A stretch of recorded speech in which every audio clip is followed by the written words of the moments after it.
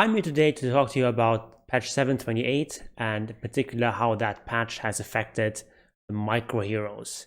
If you're new to this channel here in the Church of Obelisk, we primarily cover micro heroes like Chen, Lone Druid, Visage, Lycan, and so on. And as you can probably tell from the title of this video, this patch has been quite favorable to our beloved micro heroes, although there are some exceptions. So let's get into it. The headline change obviously is Hoodwink, this new furry thingy, which is quite overpowered, or at least was very overpowered at the time of its release. It has since actually been nerfed in a stealth patch here, update 6, which was released about a day after the patch, giving her a whole bunch of nerfs, and it remains to be seen how strong she is now after these nerfs. But we're not really very interested in her, so let's talk about the actual micro heroes. Going in alphabetical order, the first one is Beastmaster, and Beastmaster received some nice buffs. Wild Axis gets some extra damage, which is always appreciated. It's his least important ability, but it's still going to be useful in the mid game, and in some cases you also actually want to start with Wild Axis in the laning stage against certain heroes. For example, if you're facing up against a Naga, who can deal with your bows quite handily, but this magic damage from the Axis is quite strong against her. Or let's say if you're up against a Chen who can just steal your bows, and you want to start with Wild Axis, and this is now a bit stronger than it used to be. Some talent changes. This doesn't change too much, but the most important talent change is level 25. This is a much stronger talent now. You get 350 health to Beastmaster and all of his controlled units. So this is a very powerful talent. You should almost always take this one over the other one, which is a 20 extra attack speed to the aura. But really the biggest deal is Call of the Wild Hawk. This is an amazing upgrade. It's an Aghanim Shard ability which costs 1400 gold, is available at minute 20. And what this gives you is Hawks become controllable, which is actually very important. That's a very big deal. This means you now have these invisible scouts that just move around freely and give you all sorts of information, and vision is incredibly powerful in DotA. This is especially the case at higher levels, so I expect to see lots and lots of Beastmaster being played at pro level and in high level pubs, but for lower level players it's not going to make too much of a difference because it's actually quite hard to constantly control these two Hawks that can now move around freely and are permanently invisible. The old Beastmaster was also able to move around his Hawks, but then they would become visible and would only gain invisibility after standing still for a while. This is much more powerful now, and honestly that on its own would already be worth the 1400 gold for this Aghanim Shard. But then it also gets an extra ability where you can suicide your birds and stun an opponent for 1 second and deal 175 damage. So you can use these birds to scout out the enemy in a team fight, and then you also have 2 extra stuns available in that fight. So this is an incredibly powerful shard. I think you should almost always go for this Aghanim Shard. If you look at the items, that's actually now the Orb of Corrosion, which can be quite powerful in Beastmaster, because you want to run people down with the slow from your bows. Having extra slow there for more venom is very powerful, and then because you do physical damage, Blightstone is quite strong on you. So combining all these into one item that's very cheap and gives you a good amount of slow and some armor reduction is really strong, and the extra health is also appreciated because Beastmaster is actually not that tanky. So this is a really strong item. However, this new item also competes with Necrobook, which of course is a powerful item on Beastmaster. So Necrobook has been buffed in this patch, which is very importantly minus 10-second cooldown, giving you even higher uptime, and then you also get back the movement speed aura, not the attack speed aura, but at least movement speed aura, and this means the item is now going to be much stronger than it used to be. And if you want to go for Necro, it's very useful to get it as early as possible. So if you want to go for Necro, maybe you don't actually want to go for that Orb of Corrosion and just rush the Necro right away. But there are also builds of Beastmaster where you skip Necro, and then of course going for Orb of Corrosion is very strong. One change that hurts Beastmaster and other Zoo heroes is that Crimson Guard has been buffed. Now has a damage block of 7 instead of 60, so this is pretty much the counter item to most of these zoo heroes, because it just means that for the duration of Crimson Guard, you deal no damage or almost no damage with your summons. Broodmother has gotten slightly nerfed. She has her agility gain reduced, and the new Aghanims is not bad, but it's nothing spectacular. So other heroes just gain more from the patch. There's also a problem with one of the ancient creeps, namely the Ancient Thunderhide now has a much stronger slam ability, now does 250 instead of 70 damage, and it slows for 60% instead of 25%. So it's now a bit harder to do this with spiders, because they're just going to take so much magic damage from this Ancient Thunderhide when you do these camps. Chen unfortunately received some, in my opinion, undeserved nerfs here. So the big one is the Divine Favor no longer as an active component. This really hurts you. And it's especially going to hurt Chen in higher level play, and especially in organized pro play, because that was one of the strongest aspects of this hero. Just the ability of recalling allies from anywhere opened up so many strategic possibilities, and now that's gone. You get some part of that back in the case of Holy Persuasion here. You can now teleport your converted units back towards you, or you can cast it on yourself and teleport all your creeps to you. But that's of course not nearly as powerful as the old Divine Favor that just could also be used on heroes, and that did not bind up this Holy Persuasion cooldown. You do get some compensation in some minor talent buffs. This one is actually pretty major. If you do manage to get it to level 25 now, you actually have a real choice. This talent is much stronger than the old one. +4 Holy Persuasion max units was never taken over the extra heal, but now this is a serious contender. And then you also have the Aghanim Shard ability, which brings back the Sandbag that Chen used to have, but unfortunately a very weak version of the Sandbag. It now takes 6 seconds until someone is sent back, and it has a range of only 500. So it's actually not that easy to send people back, because you need to sort of know that someone is going to be in danger of dying 6 seconds in advance, which in a team fight is very hard to predict. So this one is not actually that easy to use. Also can be purged and cannot target spell immune allies. So this is a nice upgrade, but it's not going to change very much. Chen definitely on the whole is weaker in this patch. Enchantress received some slight nerfs, so enchant cooldown was increased at the start. It's lower at max level, but like these are really the most important levels. At the start, this is where Enchantress really shines, and now her early game strength has been slightly curtailed. Sproink has been changed around a bit, but no one really buys Sproink on a +5 Eng because it's too expensive to buy an Aghanim Scepter, and +3 Eng currently is not very viable, so this is not going to make much of a difference. And then the Aghanim Shard ability is kind of nifty. It gives you a lot of regen essentially, but I don't think we're going to see that too often on Eng, because it's just hard to actually afford this sort of stuff. Enigma received some pretty big buffs. Demonic Conversion attack point improved. That's always a nice little bonus. The duration has been increased, and Malefice cooldown has been reduced at all levels. And then the talents have been switched around a bit. This is probably like slightly worse on the whole, but it's not a big deal. On the whole, definitely Enigma is much stronger, and now it has this Aghanim Shard ability.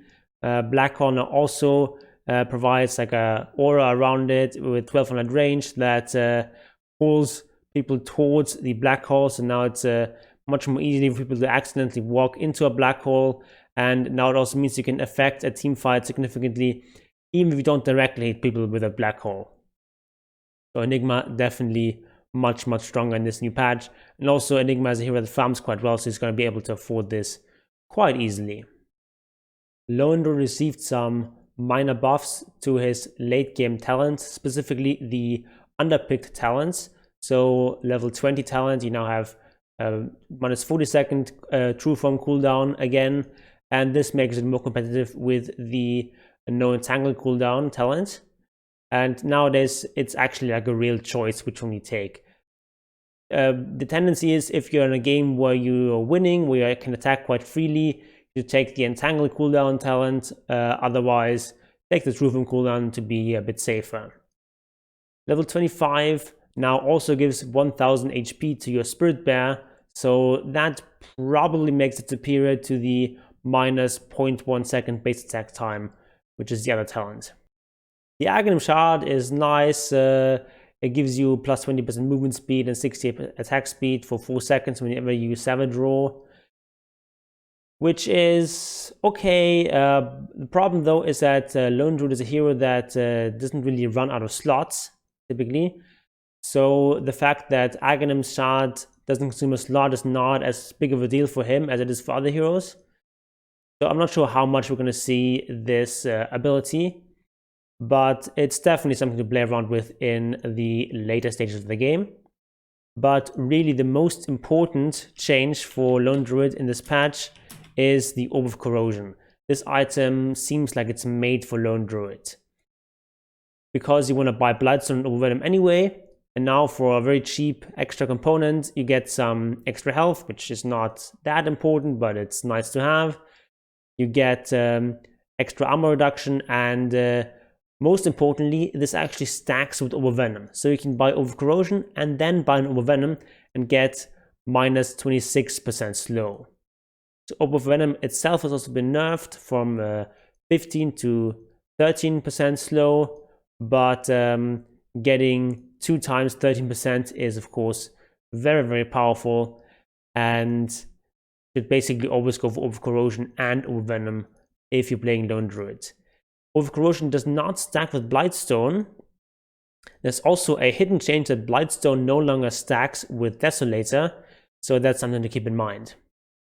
Unfortunately, some of the common Lone Druid items have been nerfed, so Mask of Madness loses 5 damage. Blade Mail, which was occasionally bought on Lone Druid, has been nerfed slightly.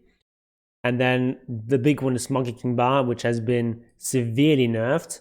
So damage reduced, recipe cost increased, this proc damage has been reduced by a lot, and then you can no longer lifesteal off the magic damage proc. So this makes MKB a much worse option on Lone Druid, and now it's really an item you only want to buy if you really, really need evasion, and an item that we're not really going to see as a standard Lone Druid item, or really a standard item on any hero, except a handful like Wind Ranger.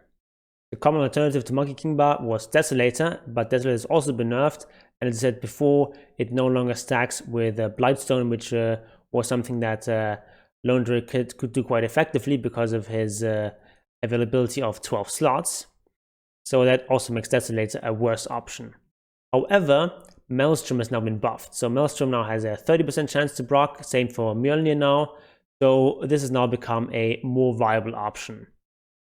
I don't think we're necessarily going to see Maelstrom in every game.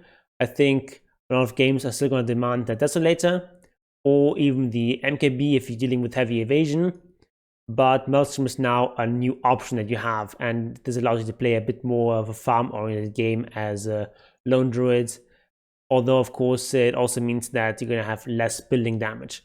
But actually, Mjolnir kind of fits really well into Lone Druid's MO, in that it also gives you a good amount of attack speed along with the single target damage and the wave clear that it offers. So it's a very well-balanced item that fits quite well onto Lone Druid, and now that it's a bit stronger, maybe we're going to see a return to Maelstrom and to Mjolnir being more commonly bought on Lone Druid.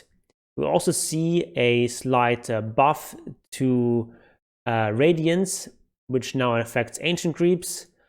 I'm not sure, maybe we're going to see a return of Radiance Lone Druid. I kind of doubt it. I still think it's a bit too slow, and you're better off just buying active items that allow you to fight early. But at least it's now not as bad of an option as it used to be. So on the whole, Lone Druid I would say is slightly stronger in the new patch. But then we get to Lycan, who's not just slightly stronger, but much, much stronger. All cooldown has been reduced, our mana cost has been reduced, Feral Impulse now is a global aura, and some talent buffs as well. And you get the Aghanim Shard ability, which is the old Aghanims. It causes one of your wolves to spawn every time the creeps spawn. So this basically automatically split pushes the waves for you. I'm not sure if you're going to see this like a whole lot. Also, of course, feeds gold to enemy, but it can be a viable option in the mid to late game if you can spare the 1400 gold. And then, of course, we talked already about it with Beastmaster. We see a buff to Necronomicon, which of course is the standard Lycan item. We also see, of course, the Orb of Corrosion, which Lycan might go for. It's actually a good Lycan item, but of course it's going to delay your Necro. So probably most Lycans are not going to go for Orb of Corrosion, even though it is, of course, a viable option. The new Dominator upgrade is an option on Lycan, but I honestly don't think it's all that strong.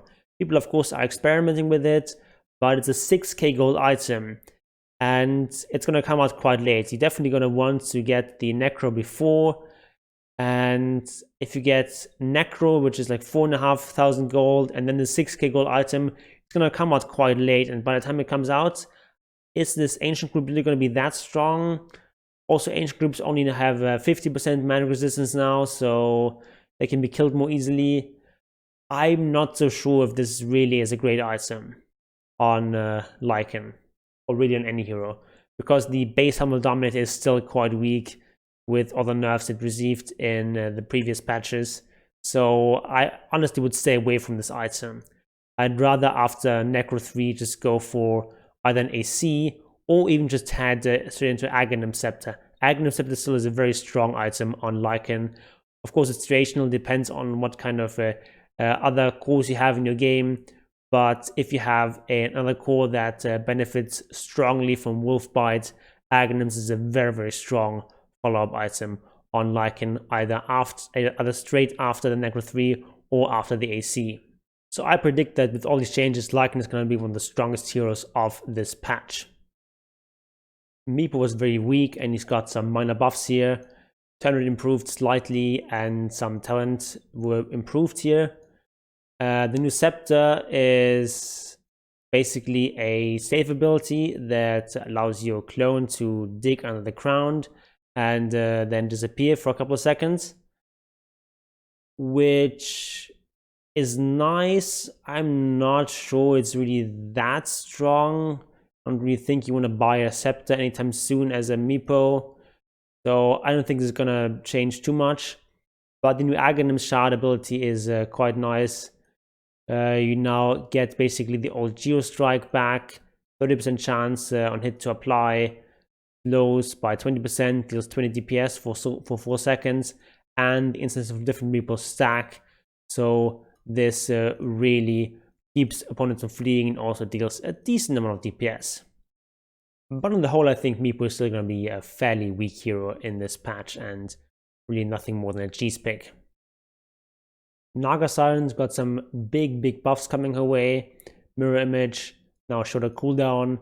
Ensnare is even shorter cast point. And then there's a little 20 talent change, whatever. But Scepter is now situationally quite strong. For example, it allows you to cancel something like a Rage TP or Spin TP from an enemy Juggernaut with your Ensnare. And this, of course, is often just going to come into play in the very late game once you're full slotted and you can get the Aghanim's Blessing. And this, in most cases, is going to be a stronger Aghanims than the old one, which sort of healed your team when you cast your ultimate. But this one fits much better into Naga's status as a carry. And then we have an Aghanim Shard, Riptide, giving back the old Riptide ability, basically, which should be quite powerful. And I think a shard that we're going to see quite often is going to help you both with team fighting and with farming. Unfortunately, though, it doesn't reduce armor, but instead it's going to slow for 30%, which is also quite nice, and it's fairly low mana cost.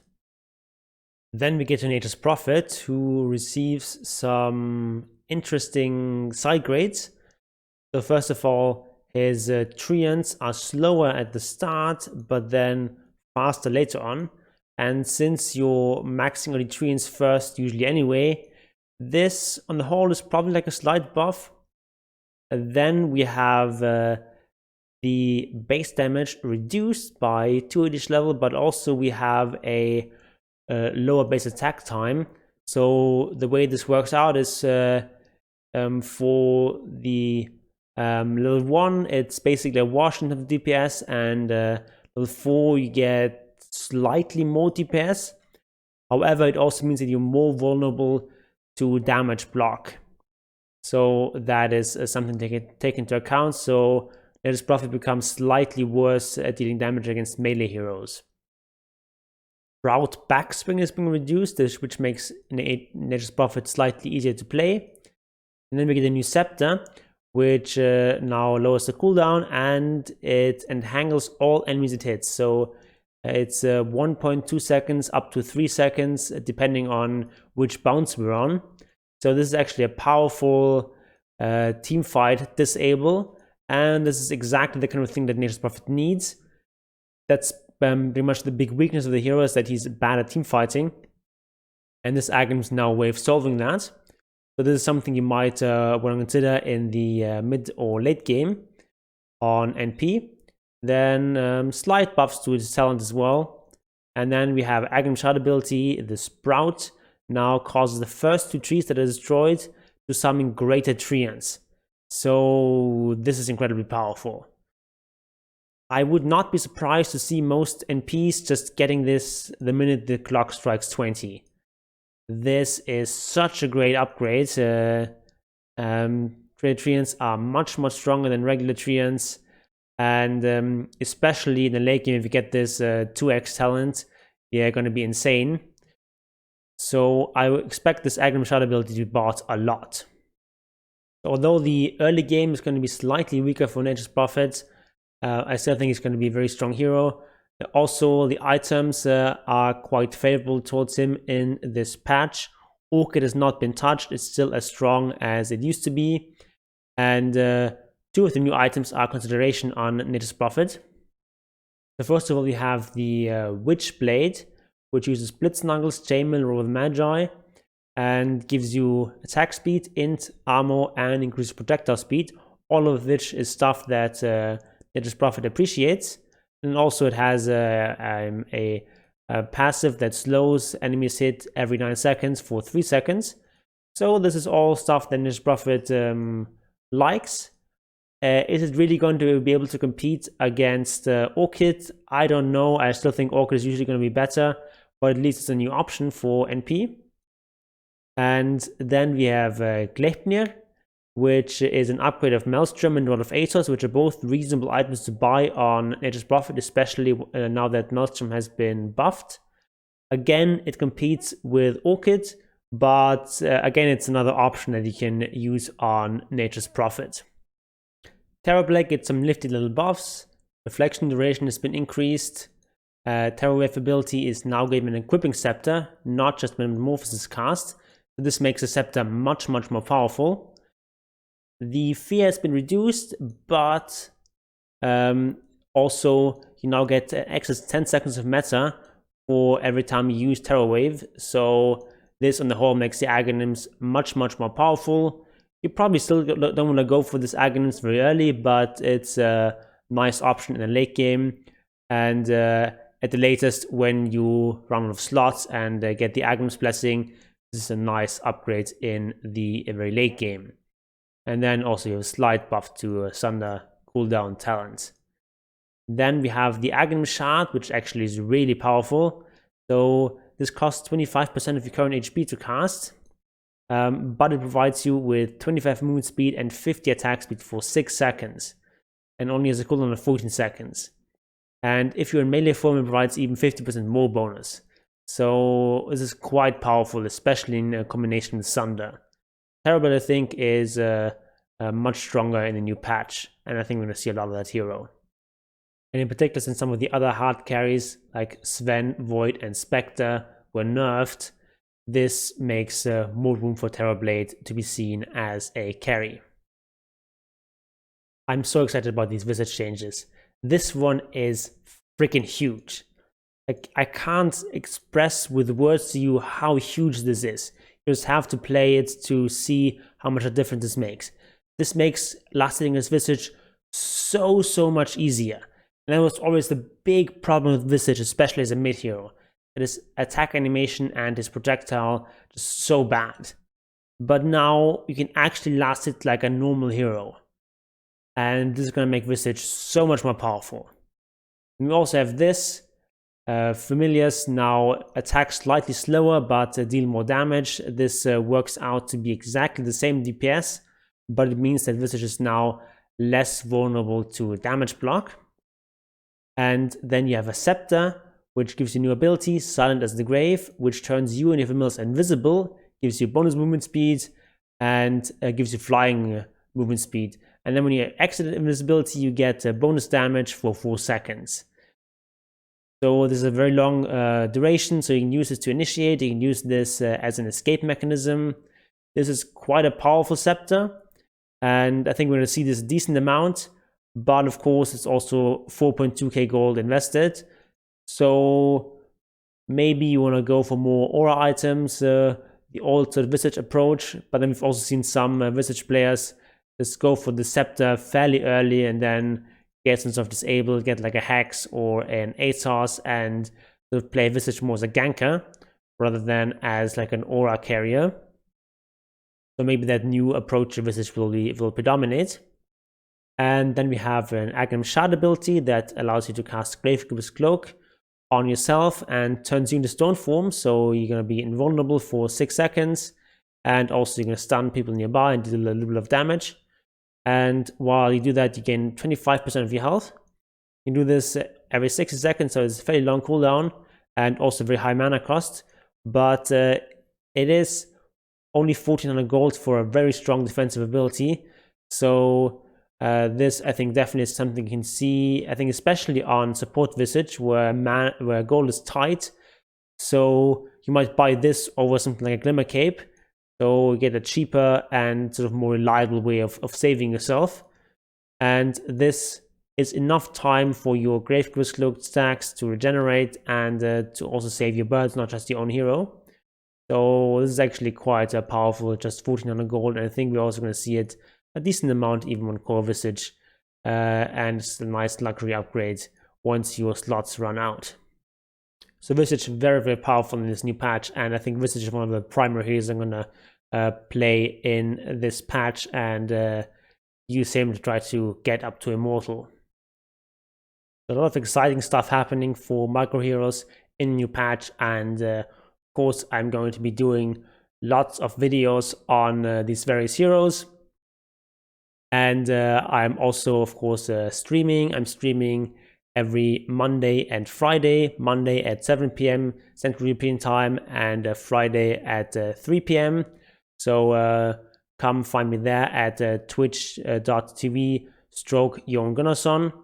And I'm going to be playing some games there, and I'm also analyzing some of your replays. So you can just come to the stream and post one of your replays, the game ID into the chat, and then I can analyze one of your games. And then I also have a sort of more casual stream on Sunday where I play a different game. So this week I'm continuing my playthrough of the Ancient Mythology campaign. So if you want to spend a relaxed Sunday with me, you can come watch me play some Ancient Mythology. You can ask me any sort of questions about DotA, about life in general, about anything else. And we can have a good time.